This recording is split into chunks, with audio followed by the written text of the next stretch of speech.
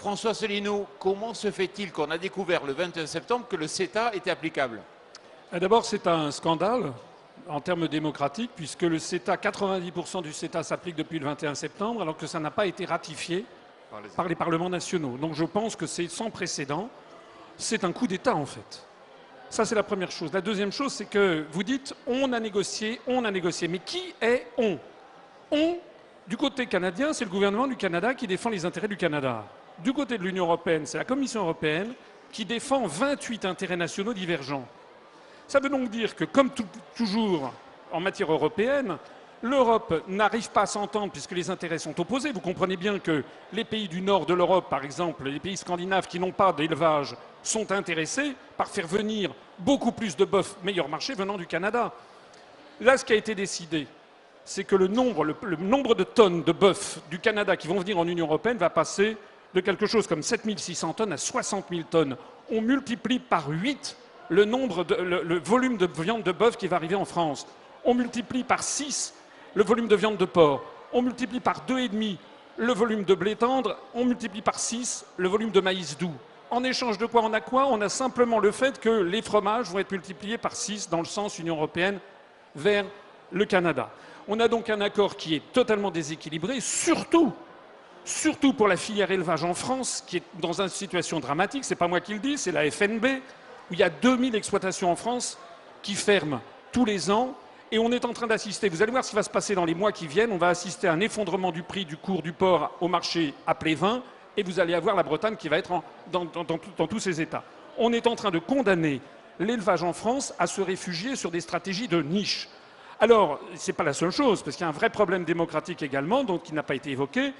C'est ce qu'on appelle le fonds de régulation commune, le FCR, et également l'ICS, c'est-à-dire l'Investment Court System, c'est-à-dire un système qui va permettre ensuite à des entreprises de faire condamner des États s'ils ne mènent pas la politique qui est souhaitée. Ça veut donc dire que c'est la fin de la démocratie. C'est-à-dire si un jour on veut changer de politique agricole, eh bien on sera éventuellement traîné devant les tribunaux. Alors tout ce que je viens de dire là, laissez-moi terminer un tout petit instant. Il y a un rapport qui a été sorti le 7 septembre au Premier ministre, à M. Édouard Philippe. Parce qu'il paraît qu'il y a un ministre de l'Agriculture en France qui s'appelle M. Travers, mais je ne l'ai pas vu, il ne vient pas, je pense. Il vient vendredi, mais pas sur le plateau, dommage. Bon, eh ben, très bien. Ben, vous lui demanderez ce qu'il pense du rapport de M.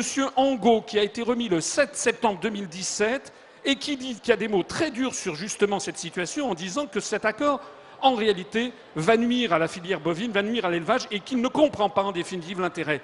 Et si nos responsables politiques sont obligés d'avaler cette affaire, c'est parce que nous appartenons à l'Union européenne et que nous sommes obligés d'appliquer des décisions qui sont prises par 28 États. Moi, ce que je voudrais dire, je voudrais revenir au fond du problème.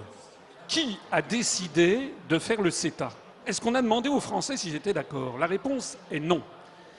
Je regardais le journal La Montagne d'aujourd'hui. Qu'est-ce que je vois dans le journal La Montagne? Je vais le montrer ici, je ne sais pas si vous l'avez. Le gros appétit des Chinois pour le bœuf français. Qu'est-ce que ça veut dire? Ça veut dire qu'ici même, au sommet de l'élevage, il y a en ce moment une délégation venue de Chine, un ministre venu de l'Iran, ministre de l'Agriculture, une délégation venue du Sénégal. Sénégal, Chine, Iran. Ils veulent acheter le bœuf français, ils veulent acheter des produits agricoles français. Et au lieu de faire alliance avec des pays qui servent nos intérêts, on fait alliance avec le Canada qui est là pour nous piller. Est-ce que vous voyez une délégation canadienne qui vient ici? Non, parce qu'ils ne veulent pas acheter du bœuf, ils sont là pour nous en vendre. C'est-à-dire que normalement, en stratégie, vous devez faire alliance avec les gens avec qui vous avez des intérêts communs et non pas avec des pays avec lesquels nous avons des intérêts qui sont contradictoires.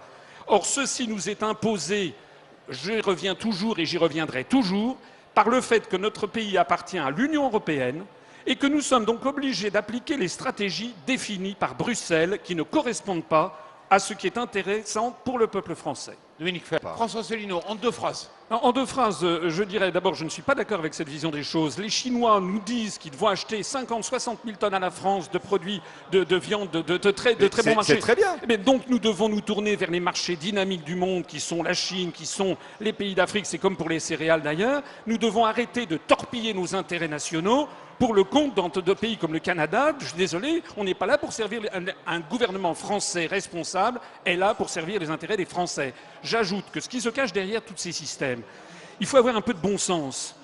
On va maintenant importer de plus en plus de produits alimentaires du Canada, du Brésil et autres. Au détriment de quoi? Au détriment du climat. Il n'est absolument pas question du réchauffement climatique dans toutes ces affaires. Au détriment de la santé des populations, au détriment du bien-être animal. C'est l'industrialisation générale. Est-ce que c'est ce que veulent les Français? La réponse est non.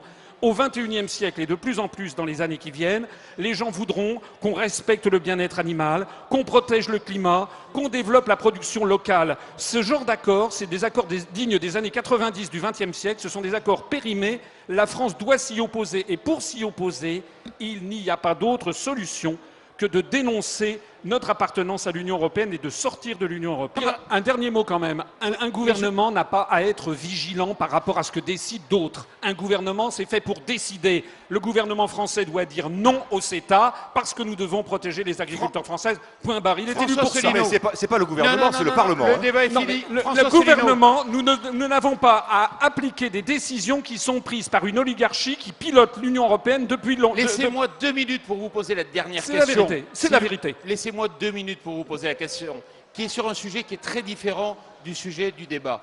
J'ai vu votre position sur la Catalogne. Aujourd'hui, vous êtes très inquiet par rapport à ce qui se passe. Oui, parce qu'il y a par ailleurs, mais là on change complètement de sujet, Totalement. une politique qui s'appelle la politique des euro-régions, qui est pilotée depuis Bruxelles, qui vise au démembrement des États-nations, pour justement ne plus pouvoir s'opposer à ce rouleau compresseur venu d'outre-Atlantique. Et moi, il y a la Catalogne aujourd'hui, faites très attention à ce qui risque de se passer en France demain avec la Corse, avec la Bretagne, avec l'Alsace, avec également en Belgique la Flandre, et regardez également les forces centrifuges au Royaume-Uni. Il y a une politique délibérée qui est derrière. François Asselineau, merci beaucoup. Dominique Fayel, merci beaucoup. Jean-Marie Seroni, merci beaucoup et merci à vous tous. On se retrouve dans quelques instants pour une nouvelle